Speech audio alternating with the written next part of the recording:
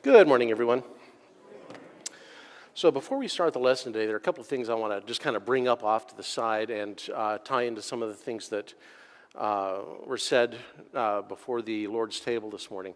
First off, for me personally, Father's Day has always been kind of a bittersweet holiday in that my father and I were estranged from basically the time I left high school until he passed. And I didn't know that he had passed until my mother, who was doing genealogy research, had dug up his obituary on a website probably, I think, about 4 or 5 years after he was gone, and his obituary didn't mention me or my sister. So I pray now for you, if you have problems with your family, if you have a family member from whom you're estranged, please, from the bottom of my heart, find a way to make it right with them before they pass.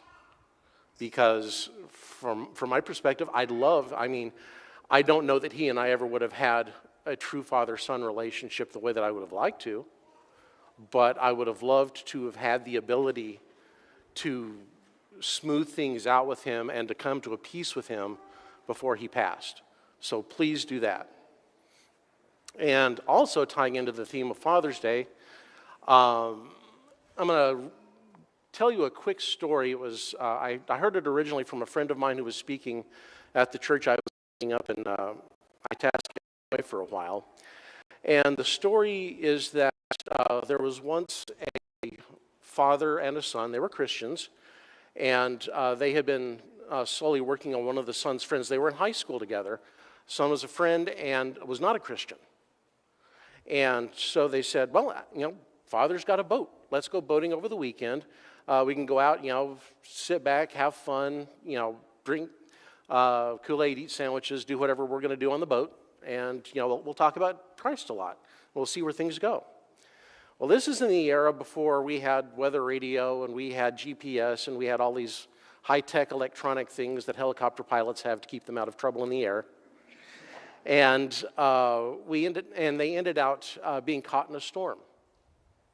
And the storm worsened and worsened until finally the boat they were in was swamped. And the father was a fairly strong swimmer, but he knew his son wasn't, and he knew that the other boy wasn't as well. And because, they were immortal teenagers, they weren't wearing life jackets the way they should have been in the boat. So without thinking twice, the father leaps immediately for the friend and leaves his son, and they never see the son again. So ultimately, the friend becomes a Christian and brings his family to Christ. And years later, he says, why did you rescue me? That was your only son. Why did you come after me? He said, well, I knew my son was a Christian. I knew where he was going to go if he passed. And I knew where you weren't going to go. So it was important for me to ensure that you had the option to continue to learn about Christ so that, my son's body is gone. It was always destined to die, but I know where his soul is, and his soul is living with Christ, and I couldn't say the same about you. So anyway, just kind of, the comments that were made kind of put me in mind of that. And going back to the uncle thing, today we're talking about uncles and nephews. And, there's an old saying that you can choose your friends, but you can't choose your family. And then, as I just noted, in my personal life, my family has been the source of some of the greatest joys of my life and some of the greatest heartaches, and sometimes simultaneously. And I suspect that, a lot of you in here have had some similar experiences. For me, I had one uncle. His name was Troy, and he was pretty much the epitome of what a cool uncle was designed to be.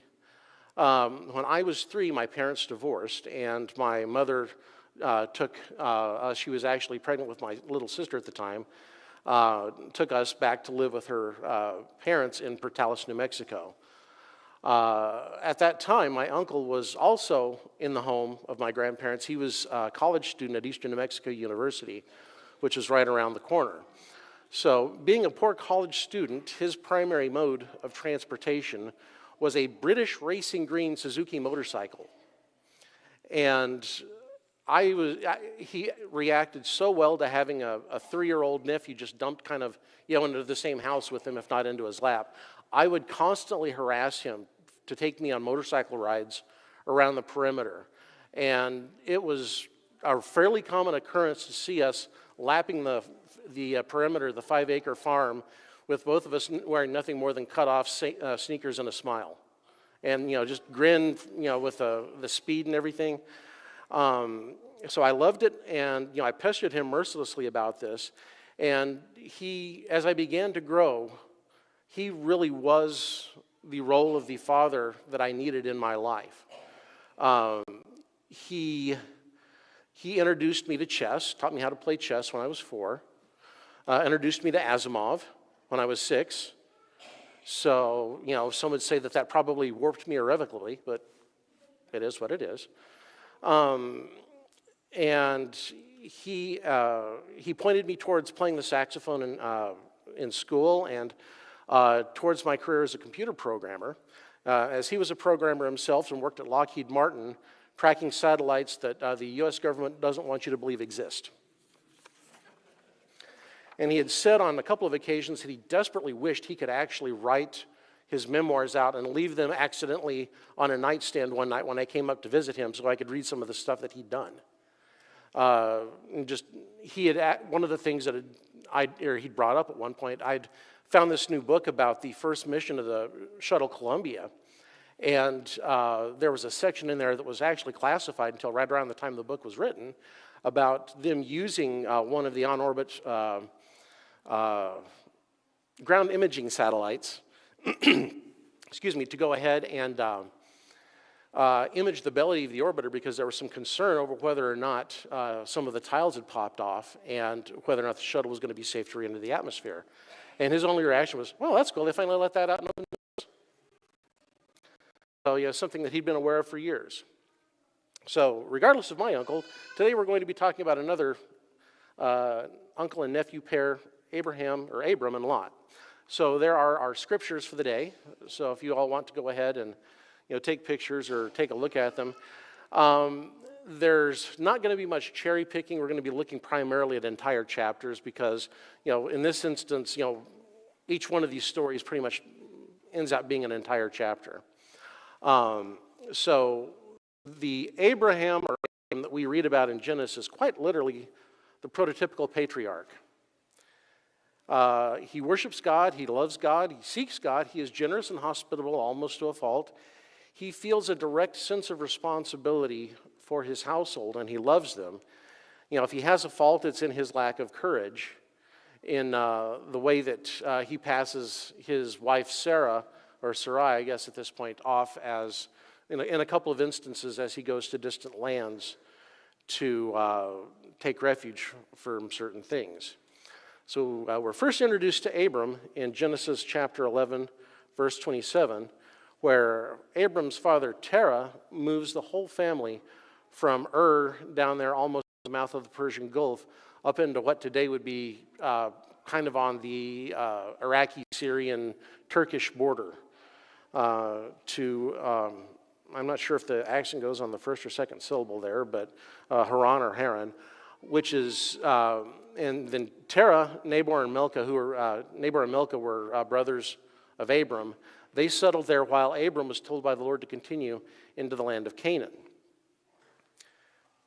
So after they arrived in Canaan, we're told in chapter 12, verse 10, that there was a famine in the land that forced them into Egypt, and kind of in a way almost foreshadows Jacob and Joseph. A couple of generations later, where there's a famine and they end up being pushed into Egypt. So, okay, we're avoiding famine in Egypt. And then we end out having a problem where Abram's lack of courage comes to the fore, and he's absolutely terrified that if he lets out that Sarah is his wife instead of his sister, even though she's actually both wife and half-sister, that Pharaoh is going to go ahead and kill him and take her into Pharaoh's court. But if he just passes her off as his sister, he'll get lots of loot. Pharaoh will get his wife into court, and So about this time, when this happens, we have a situation where Pharaoh does in fact take Sarah into his court because she was a very beautiful woman by all accounts. All of a sudden, Pharaoh's court begins to sicken. And we end up finding out that Pharaoh, his household is punished with severe diseases and plagues, and it comes finally to light that Sarah is in fact Abram's wife. And so, Pharaoh says basically the same thing that King Abimelech is going to say in a few more chapters. What did I do to you that you did this to me? Why do you think I deserve to have you put me up before God as someone who would steal someone's wife? So as he had lived there, he had accumulated a great deal of wealth, along with Lot and his wife. And then finally, after it comes to light what Abram had done, Pharaoh just kicks the whole lot of them out of Egypt, and they end up going back to Canaan, where they all settle. And later in Genesis, not quite there yet. So later in Genesis chapter 20, Abram ends up pulling the exact same trick with the exact same results in Gerar. Don't know if that's actually, it's not really marked on there, but it's kind of where the blue and the red meet, is about where Gerar would have been. Up there, the blue arrows and the red arrow. He does pretty much the same thing with the same result when King Abimelech takes Sarah into his court as a wife. The entire female half of the court is stricken with infertility. And finally they find out why, and that's because, or actually in this case, it's actually God himself coming to Abimelech in a dream and saying, the reason you haven't touched her yet is because I haven't allowed you to, because I know that you are worshiping me and you fear me, and that you've done this with a clean conscience, and so I've kept you from sinning until now.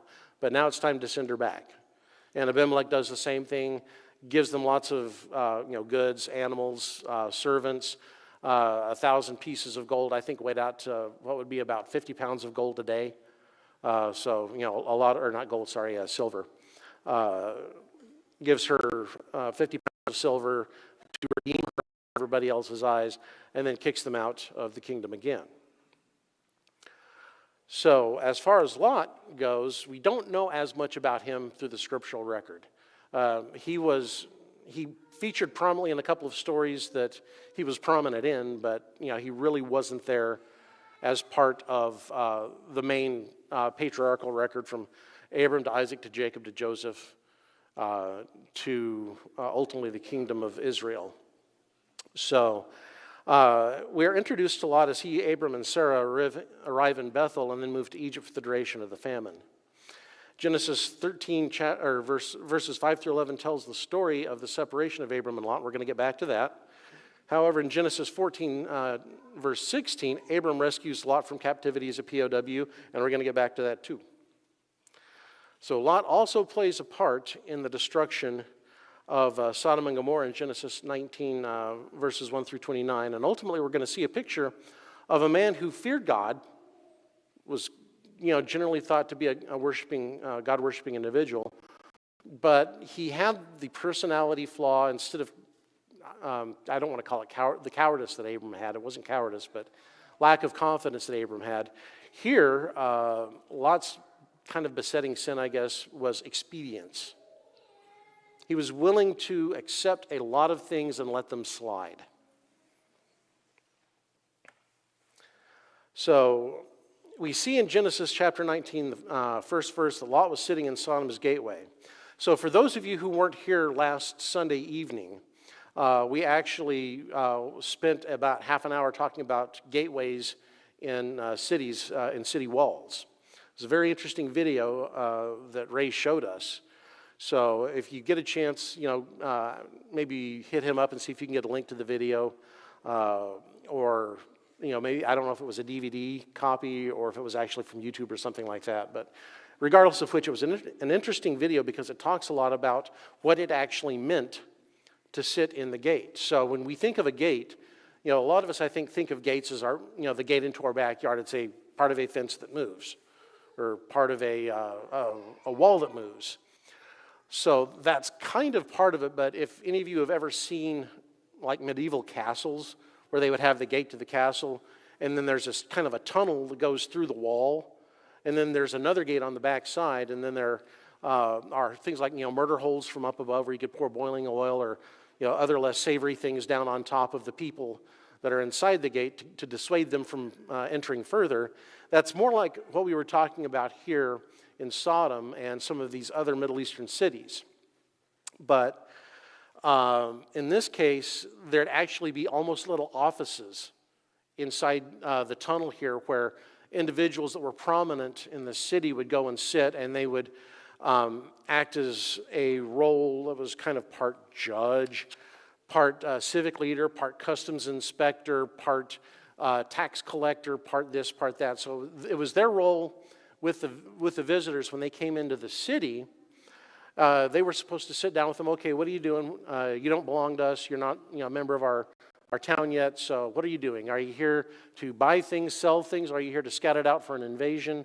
You know, what are you up to? And then they kind of determine all of this, and ultimately, you know, they would interact with the people that were coming in, you know, based on the knowledge that they'd actually acquired. So Lot had to be. He'd started off after he and Abram split. He kind of was, I think the scripture said, pitched his tent towards Sodom. And by the time we get to this point here in Genesis 19, he was actually living in the city and was a pretty prominent citizen because he was sitting in the gate acting in this role when two angels showed up and asked, you know, to come into the city. And he bowed down to them. Please come in, stay with me. You know, if you find me favorable in your sight, come spend your time with me.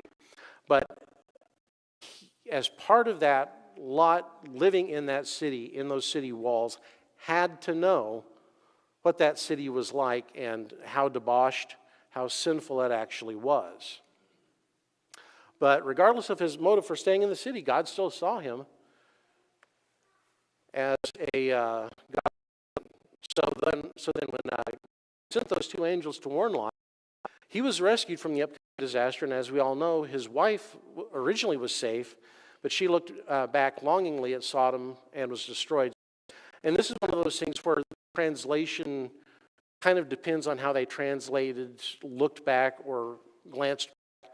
The Hebrew word, my Hebrew pronunciation is absolutely horrible. I'm going to try and massacre it. But the word used meant looked back longingly. It's not an accidental glance over the shoulder. Her heart was she had to leave that city. And God said, no, we're not going to play that game. You're going to be thankful that you've escaped destruction because the rest of the city deserved it. You're on the bubble. But when she looked back, she left the bubble. So that's kind of where she was. And in 2 Peter 2, verses 7 through 10, Peter's view on Lot was that he was in anguish over the debauched lifestyle of lawless men, and that he was a righteous man tormented in his righteous soul by the lawless deeds that he saw and heard. But if it's causing you that much pain, maybe you should consider being somewhere else that isn't quite painful. You know, he remained there even given all of that. So, okay. So we have two men here, in Abram and Lot, both of whom are very much painted in the scripture as three-dimensional characters. They both have positive sides and negative sides, yet both ultimately had a good relationship and have found favor with God. And from my perspective, you know, one of the things that I have always loved about the Bible, about the scripture, is that if you were to take a look at a fiction novel, you know, some of the Tom Clancy novels or whatever, 9 times out of 10, the good guys are good and the bad guys are bad, and there's very little dimensionality to those characters. The Bible does not shy away from painting people that are generally good. You know, it shows you their bad side. And people that are generally bad sometimes have good sides, and the Bible will show you that as well as a way to teach you a lesson. So the three-dimensionality, I guess, of the characters in the Bible and the stories that they have to tell us really, I think, speak to the fact that the Bible is as close as the people that were, the original authors, was as much of an unvarnished truth as they could possibly get out. So initially, the relationship between Lot and Abram was a good one, but there was some nuance. After Abram and Lot were thrown out of Egypt on their ears, they meandered their way back to the land of Bethel, and they ended up having so much wealth at this point that they quite literally didn't know what to do with it. There we go. Sorry. They had goats, they had oxen, they had sheep, they had manservants, they had maidservants and male servants, they had it was this long, rollicking caravan thing going down through the middle of the desert. And finally, it got to the point in and around Bethel, where they came back to, that the area just wasn't able to support the livestock. And, Kansas, in this area in particular in Kansas, is a fairly, agricultural area. And, I think a lot of us in here have got a pretty good idea of what would happen if we stuck, 500 cattle into a 1-acre enclosure, into the grass in there. So it's kind of the same thing. So it got to the point to where the shepherds and the cattle herders and the rest of the people that were responsible for the livestock were beginning to fight, trying to get the best resources in that closed-in area for their flocks, for their herds, and ultimately for their master. And so, with this, it all finally came to a head, and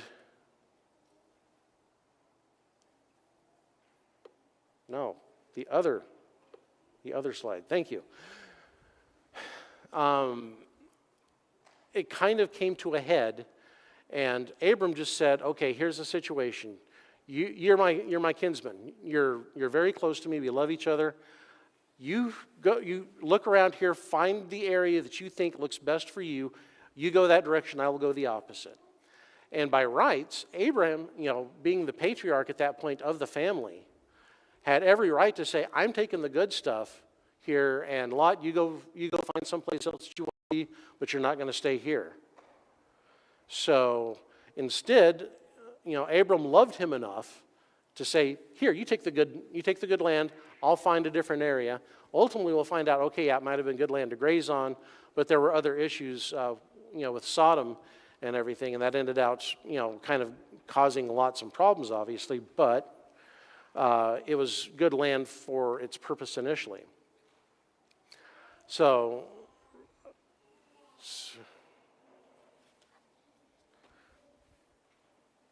okay, I'm sorry, I ended out, apparently my printer had a problem, and I turned over the next page, and it was not the page I'd expected, so I think I'm being sabotaged by the computers today.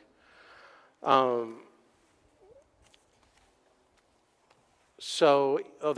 we go. So in Genesis chapter 13, at the beginning of the chapter, Abram went up from Egypt into the Negev. He took his wife and all his possessions with him, as well as Lot. Now, Abram was very wealthy in livestock, silver, and gold, and he journeyed from place to place from the Negev as far as Bethel. He returned to the place he had pitched his tent at the beginning between Bethel and Ai. There was this place he had first built the altar, and there Abram worshipped the Lord. Now Lot, who was traveling with Abram, also had flocks, herds, and tents, but the land could not support them while they were living side by side. Because their possessions were so great, they were not able to live alongside one another. So there were quarrels between Abram's herdsmen and Lot's herdsmen. Now the Canaanites and the Perizzites were living in the land at the time. Abram said to Lot, "Let there be no quarreling between me and you, and between my herdsmen and your herdsmen, for we are close relatives. Is not the whole land before you? Separate yourself now from me. If you go to the right, but if you go to the right, go to the left."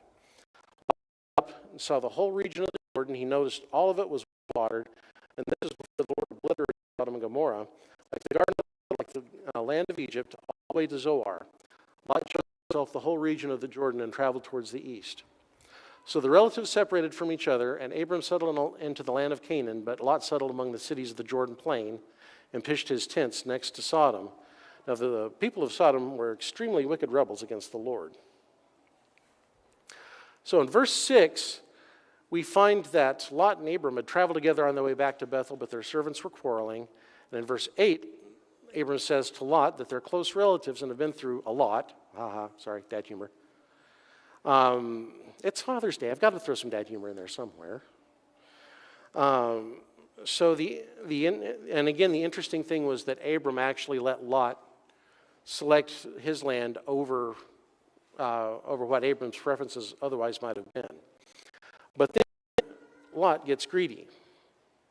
He looks around at the best land available and whole kit and caboodle for himself. A more humble man or a more traditional man or a more loving man might have made another choice, but Lot was, as we noticed earlier, expedient about his choices. He gets greedy and says, I will grab the good stuff for myself. However, God ultimately has other ideas and tells Abram, starting in verse 14, look from the place where you stand to the north, to the south, to the east, and to the west. I will give you all the land that you see to you and your descendants forever. I will make your descendants like the dust of the earth, so that if anyone is able to count the dust of the earth, and your descendants can also be counted. Get up and the land, for I will give it to you. And a while later, but before the destruction of Sodom and Gomorrah, a major war happened in which the kings of Sodom, Gomorrah, Admah, Zeboim, and Bela lost a war with the king of Elam, King Tidal, and the kings of Shinar and Elzar was fought in the valley of Siddim. At the conclusion of this war, the four winning kings sacked the kingdoms of the losing kings. And this is of interest to us and was of interest to Abram back then because Lot was part of the belongings being sacked. He was taken along with all of his belongings and possessions and household back to the kingdoms of the winning king. So in Genesis 14:13, Abram is notified that his nephew had been taken. Regardless of the circumstances of their parting, Abram obviously still loved his nephew.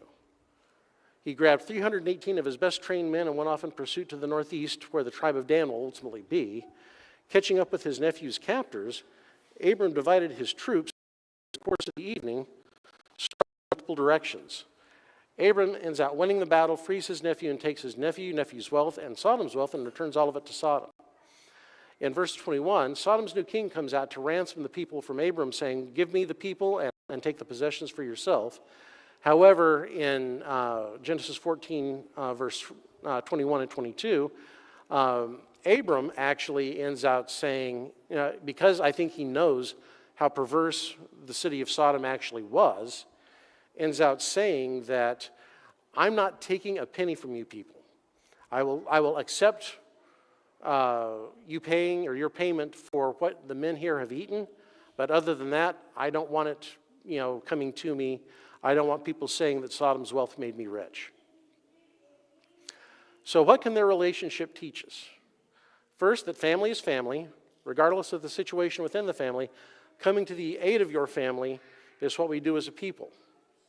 Second, humility before God and man is a wonderful thing. While God influenced those with whom Abram interacted, it's easy to suspect that a large part of Abram's success was due to his humility before God and man.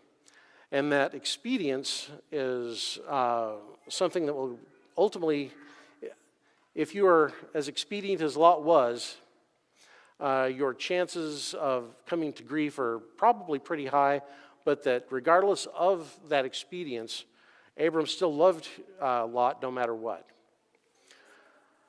So Lot was, I don't know if I would call it redeemed. He was rescued. I guess redeemed would probably fit as a word. By his uncle who loved him. The redemption that we are offered as Christians comes from the love of our Father in heaven, who sacrificed his Son for us to give us the opportunity to turn away from sin and evil and to wash us free and clean of the sin and evil that was once part of our lives.